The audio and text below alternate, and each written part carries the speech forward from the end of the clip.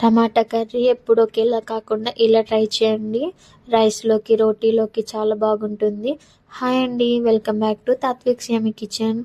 ముందుగా కడాయి పెట్టుకొని ఆయిల్ వేసుకొని ఆయిల్ వేడైన తర్వాత జీలకర్ర వేసుకొని జీలకర్ర చట్పట్లాడిన తర్వాత ఉల్లిపాయలు ఫ్రై చేసుకోవాలి. అవి కలర్ చేంజ్ అయిన తర్వాత అల్లం పేస్ట్, పసుపు వేసుకొని పచ్చివాసన పోయేంత వరకు కుక్ చేసుకున్న తర్వాత దాంట్లోనే టమాటా ముక్కలు వేసుకోవాలి.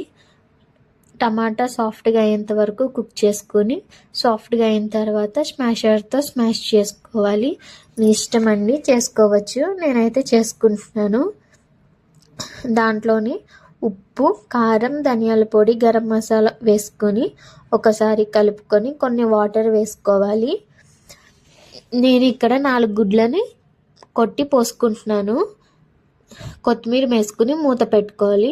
ఒకవైపు కుక్ అయిన తర్వాత మరోవైపుకి వీడియోలో చూపిస్తున్నట్టు తిప్పుకోవాలండి. లాస్ట్లో కొత్తిమీర వేసుకొని సర్వ్ చేసుకోవడమే, అంతే అండి. ఈ వీడియో నచ్చితే లైక్ చేయండి, షేర్ చేయండి. మరిన్ని ఇలాంటి టేస్టీ రెసిపీస్ కోసం తాత్విక్ యమ్మీ కిచెన్ని సబ్స్క్రైబ్ చేసుకోండి. ఇంకా ఏమైనా టేస్టీ రెసిపీస్ కావాలంటే కామెంట్ చేయండి. Thank you for watching.